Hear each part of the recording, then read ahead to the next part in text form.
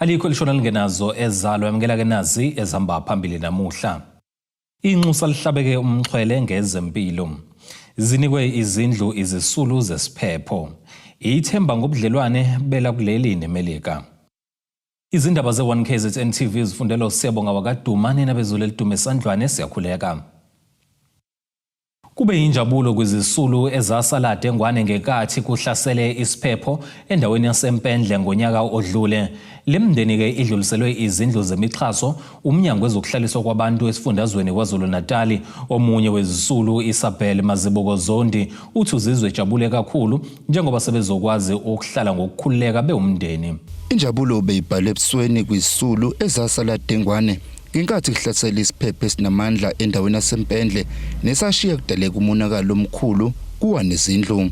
Lemndeni idluliselwe izikhiye zezindlu zemixhaso nokwenziwa ungqongqoshe womnyango wezokuhlaliswa kwabantu esifundazweni KwaZulu-Natal uSiboniso Duma.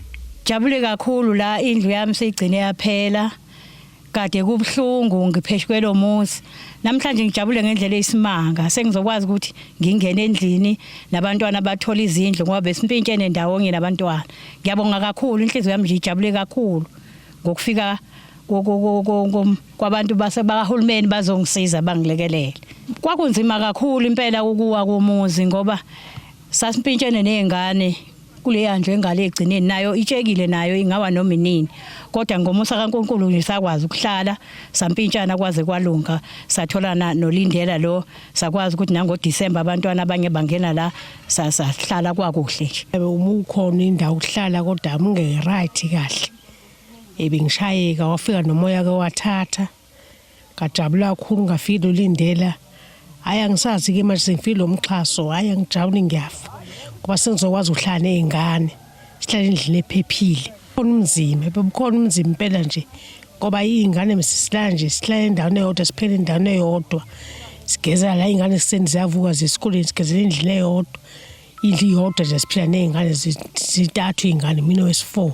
Umnyango wezokuhlaliswa kwabantu esifundazweni KwaZulu-Natal uSiboniso Duma uveza ukuthi benza konke okusemandleni ukuthi umphakathi uthole izindlu ezisezingeni ngokubambisana nomnyango wezokuhlaliswa kwabantu ezingeni likazwelonke. Sizofezekisa lo sisho ukuthi sifisa ukuthi baqhubeke bahlale. Uyawubona ukuthi umuzi osezingeni eliphezulu kukhona no ceiling board nogesi uyakhanya. Konke lokho sizama impilo zabantu ukuthi zibe ngezingcono. Ngicabanga ukuthi ke yonke ke le ndawo ka ward 1 kuze kuyofika ka ward 5 izikhona izindlu zemixhaso siyaqhubeka nazo. Kodwa ke kwafika uminister la emva kuba khona iziphepho wazozibambela. Wabe sethi cha ufuna ukuzokwenza ke umfanekiso kwahle nonxamalala uyasebenza ukuthi le ndawo ikwazi ukusizakala. So Umasipala wesifunda uMgungundlovu Mzizuma uzwakala ukujabula ngokusheshsha kwezimpendulo uma bedlulisela kumnyango wesifundazwe ngezinhlekelele ezenzeka kwesifunda neshiya umphakathi useledengwane.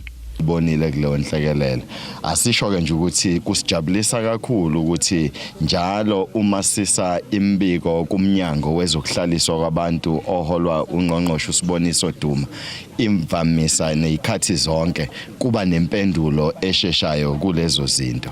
Sijabula ukuthi ke umndeni ethintekile yonke ekwafika ungqongqoshe wazwelonke ehamba naye ungqongqoshe wala isifundazweni namhlanje sikwazi ukuthi sithole impendulo. Zilinganiselwa kwizikulungwane ezimbili namakhulu amane namashumi ayisikhombisa nanye izindlu esezakhiwe nokulindela ukuthi zinikezelwe kumphakathi ngokusemthethweni.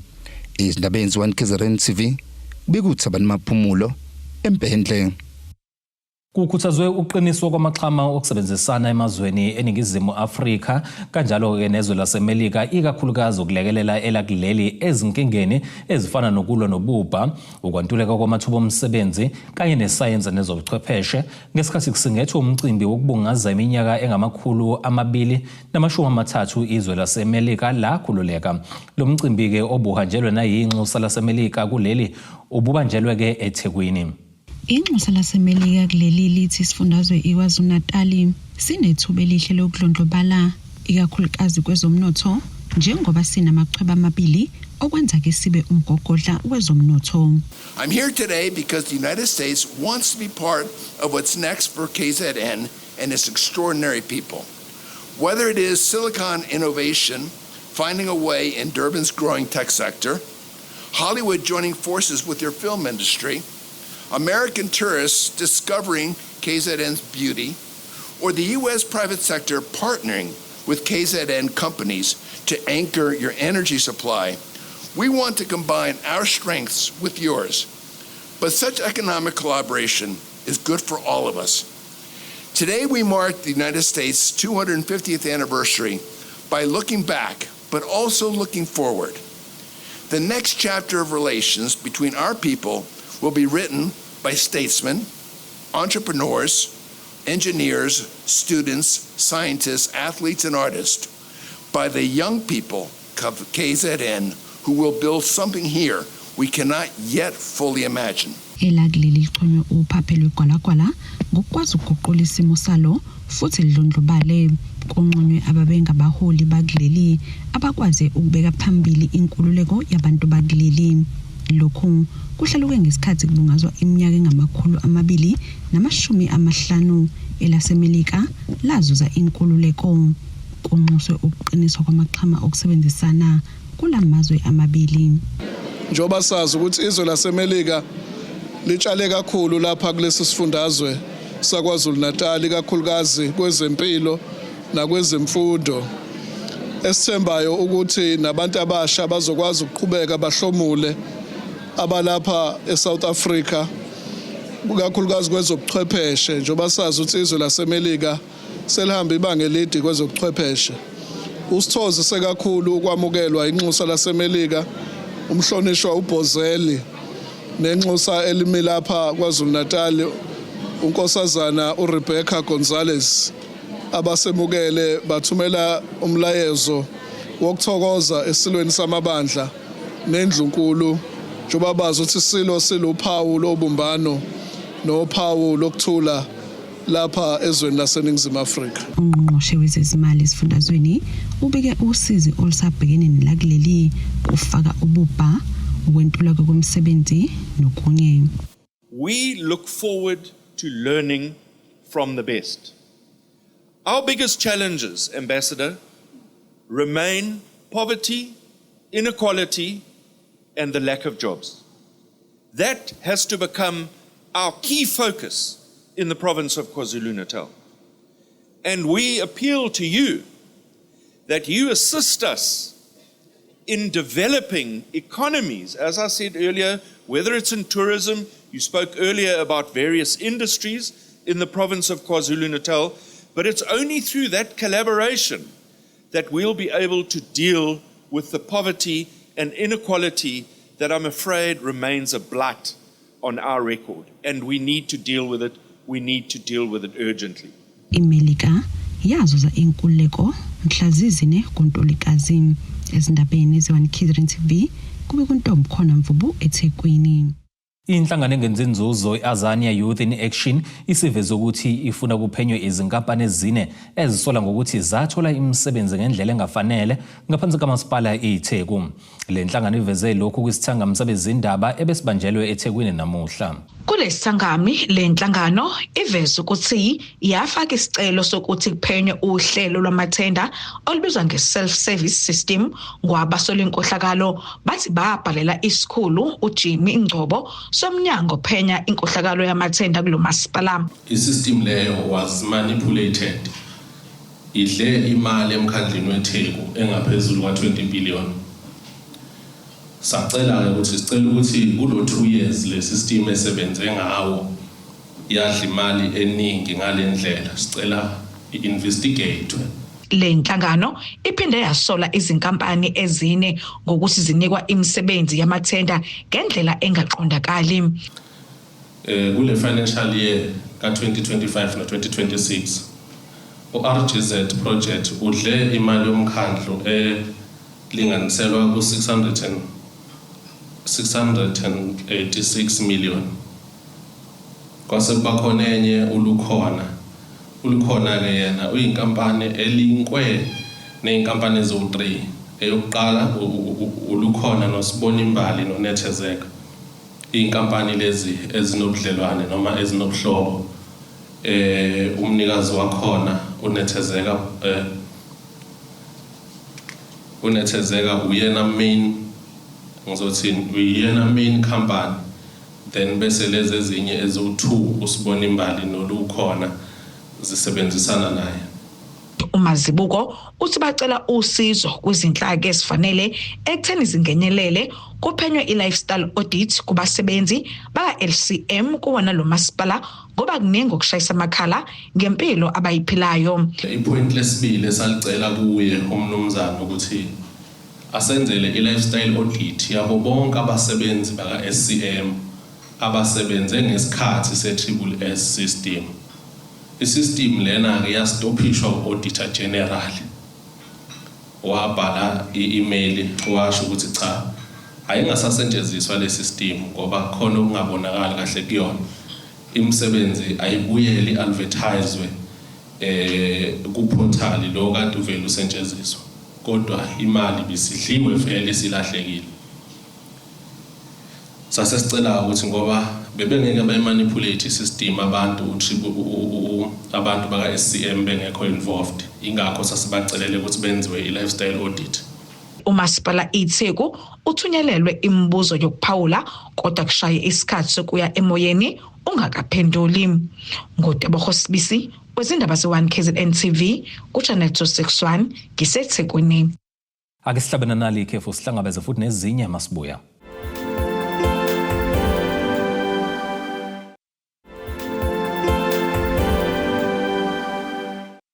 Ake sikubingelele siphinde sikwamukele uma ngabe usanda kubukela izindaba zethu nazi ihloko ezihamba phambili namhlanje. Inxusa lihlabeke umxhwele ngezempilo. Zinikwe izindlu izisulu zesiphepho.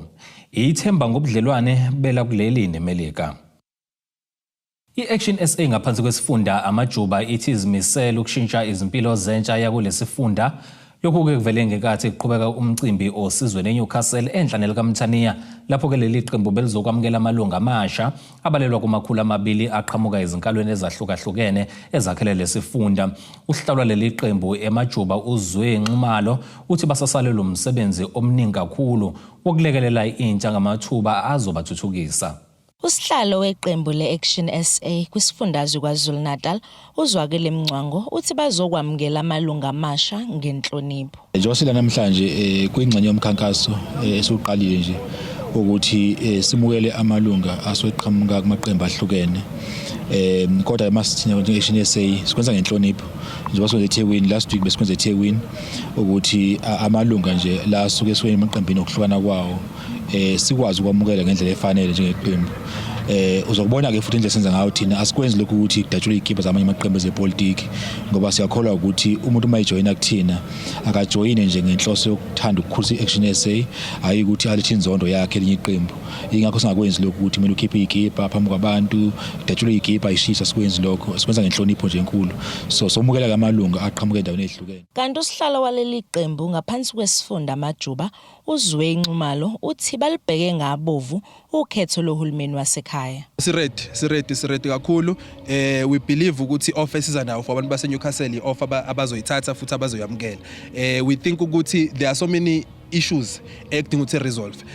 Top of our agenda ilendaba yama illegal foreigners and how they've been able ukuthi bethathe i-local economy beyilethe ngakubona beyiphuca abantu base Newcastle abantu base South Africa in general. So we believe ukuthi ama local spaza shops, ama repair stores, ama saloons onke lo mnotho lo mele ubuye ezandleni zabantu base Newcastle. So what we've done is that we are partnering with ama local forums, business forums ukuze sikwazi ukuthi senze i-database of abantu base South Africa, abantu base Newcastle abenza business, so that by the time we've removed these illegal immigrants so kwazi ukuthi siba replace with South African. Uqhube ngokuthi bazimisele ukwelekelela osomabhizinisi kanye nentsha ukuze ikwazi ukuzithuthukisa. For abantu abasha already ke thina sesiqalile when it comes to youth development. Sinaba abantu abanye abaholi nje so ba announce la abanjengoba Budlamini uMncwabo who's joined us naye ubusy ne youth development kakhulu ama skills development enzakala la usizweni nathi emadadeni siyakwenza. One of it program esinayo for ama lessons njengamanje on Monday nje bayobhuka another group because what we are looking at ukuthi yes it's an important skill for abantu abasha ngoba ma ukuthi nibabili nje ni apply for i job ka cashier ni nama qualifications intentions zokuba ukhesha, mina I will pick law on a driver's license because sometimes even though umsebenzi kacash ungadingi ukuthi udrive but azoba khona ama-emergency so ama-skills anjengalawo we believe ukuthi abaluleke kakhulu. Khona manjalo ubese gqugquzela ukuba intsha ibe ingxenye yalolu khetho ukuze ikwazi ukuzikhethela uhulumeni emethembayo. Noma ngakuthiwa abantu abasha badecide ukuhlala emakhaya bengavoti, ama-supporters alama-political parties aphethe izwe lethu azoyovota and they will continue to govern us. So the only way abantu abasha bazokwazi ngayo ukuthi bebe ne-influence ukuthi be-exercise amandla evoti labo, be-revolte evotini. So that's the only way be-identify ama-political parties ababona ngathi azokwazi uku-improve njenge-Action SA. Kubi kuThobe Kadladla ezindabeni ze-1 KZN TV osizweni eNewcastle. Imeya kamasipala wasemfuloze enyakatho nelikaMthaniya uXolani Bhengu uthi umasipala uzotshala imali eningi ekwandiseni isibalo samaloli aqoqa futhi athuthe imfucuza emphakathini. Lokhu ke uthi ke kuzonciphisa inkinga yokulahlwa kwemfucuza ngokungemthetho okuyinto ke egcina ilimaza imvelo futhi ke ibeke engcupheni impilo yomphakathi. uBhengu usho lokhu ngesikhathi ke umasipala uqhuba umkhankaso wokuqoqa imfucuza kuward 14 eMzingaze. Imeya kamasipala wasemfulozo uXolani Bhengu uthi ke lo mkhankaso wokuhlanza uhloseke ukuqwashisa umphakathi ngobungozi bokulahla imfucuza ngokungafanele njengoba lokhu ke kulimaza imvelo futhi ke ngadala nezifo. Sihambisana nama-department ahlukahlukene esingabala khona uPolico, kuzoba uCoca-Cola, uAquil, King Cetshwayo, uATA, yonke ama-department lawa asilekelelile usukwini lanamhlanje. Esikwenzayo kwesizokwenza lana ukuba sizogqugquzela nokufundisa abantu ukuthi ukulahla udoda akuvumelekile ukuthi ulahle nanoma ikuphi. Kumele uyolahla endaweni okuyiyona yona ngoba ekugcineni ugcina usudala izifo ezingenasidingo even nakubantwana mabephefumula bephefumule umoya onongcola. Ngakho ke sizonxusa ke umphakathi ukuthi bakithi ikhona imigqomo ebekiwe kaDodu Masipala. Siyafisa mangabe sinifuna ukuyolahla izinto nilahle lapho emgqonyeni ngoba masilahla nanoma ikuphi singcolisa imvelo. uBhengu uthi lo mkhankaso ubuyofundise kumphakathi ngokubaluleka kokugaya kabusha kwemfucuza njengoba ke ngezona zonke izihlobo zemfucuzo akufanele ke zilahlwe. Uthi ke enye imfucuza engaphinde isetshenziswe futhi ke idala amathuba okuziphilisa kulabo abayiqoqayo. Kuyo lemfucuza le senze into yokuhlukanisa ngoba akukho konke esingakuthatha sikulahle, khona singakuthatha siqoqe sikusebenzise bese kusinika inzuzo yokuthi siphile. Njengoba sikhona nje lana besibuyisela o2 liters babeke eceleni, ama-carton swabeke eceleni, amakani swabeke eceleni ngoba fanele sibafundisa abantu ukuthi lezi zinto mangabe uyiqoqile uyakwazi ukuthi uzisela recyclishwa khona ukwazi ukuthi uyidayise uthole imali. Uveze nokuthi umasipala usabhekene nenselelo yokushoda kwamaloli athuthe imfucuza kodwa ke kunohlelo lokengeza lesi sibalo esabelweni imali esilandelayo ukuze kuthuthukise ukusebenza kwalomsebenzi. Ngiyafisa ukusho ukuthi siyabona ukuthi sikhona isidingo sokuthi siyandisile ukuze imqomo nohlelo futhi lokuthi kukwazi ukuthi kuilandeke ngoba njengamanje besene truck yodwa yamasipala esesikubekile ke kuthina ke kwibudget elandela ukuthi kufanele ukuthi sithole enye truck ezokwazi ukuthi ilekelele. Nokho ke uthi ngesikhathi kusalindwe lemizamo umphakathi kuyakhuthaza ukuba usebenzise izindlela ezisemthethweni zokulawula ngemfucuza okubala kuzo ke ukumba imigodi yokulahla imfucuza ngendlela ephephile lapho kunesidingo. Ukhona udoti okwazi ukuthi uma usekhaya ushise noma omunye udoti ufuna ukuthi umbele nje umgodi ukwazi ukuthi ube khona. Like for instance masikhuluma ngama-pampers. Ipampers kusho ukuthi kufanele ukuthi ungakwazi ukuthi ekhaya umbe umgodi ukwazi ukuthi uyifake khona lokuzaneni emgodini ngale ukuthi uzoyithathe uthi uzoyifaka la. Estabeni ze1 KZN TV nginguSamgeliswe Ngqulunga ngisemzingazi. Akesiphinde futhi sihlabana nalelinye ikhefu sihlangabezene ezinye njengoba nalokhu sibuya.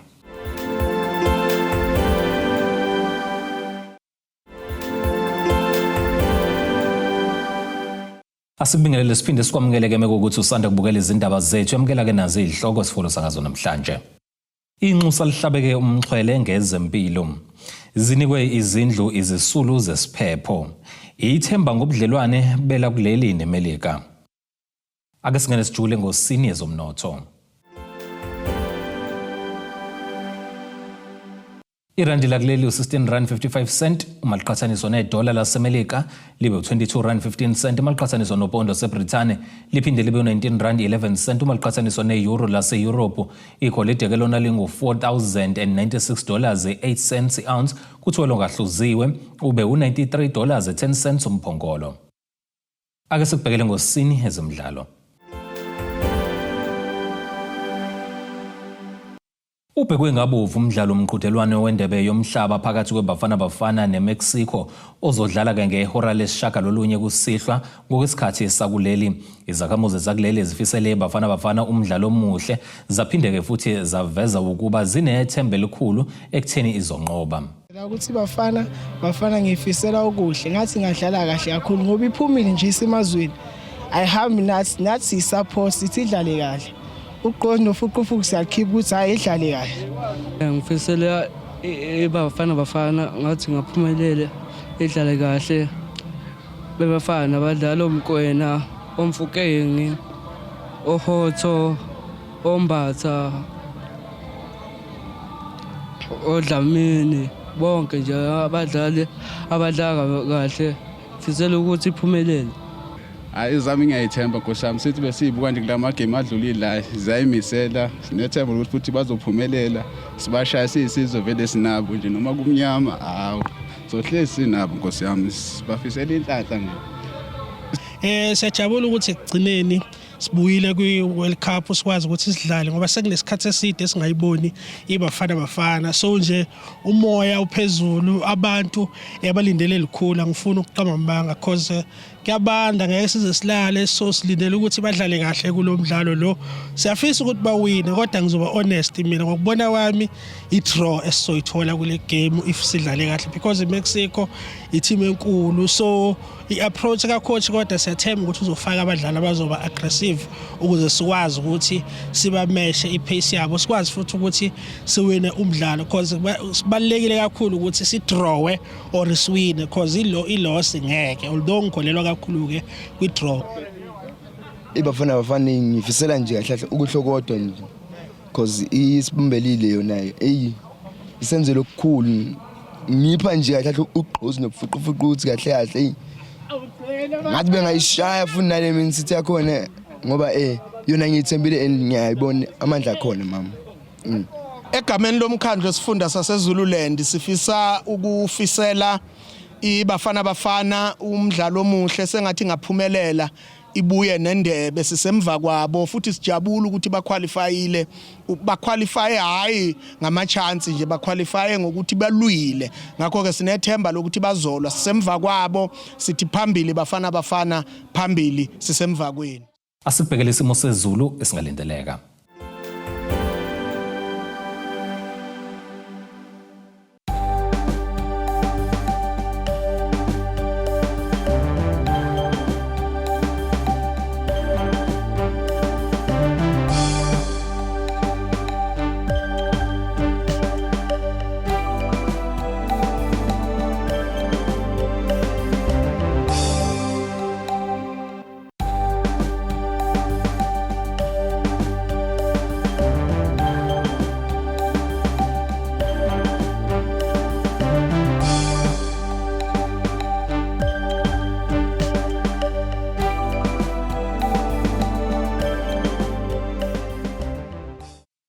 Zulumnyama indlela zimhlophe ziyaguqa bese ziphethe namhlanje sihlangabeza noma kanjani futhi kusasa ngesikhathi esifanayo. Abethuli bethu bezindaba baxhaswe iTulis Bayview Bridal. Ungabashayela kulezi zinombolo ezivelile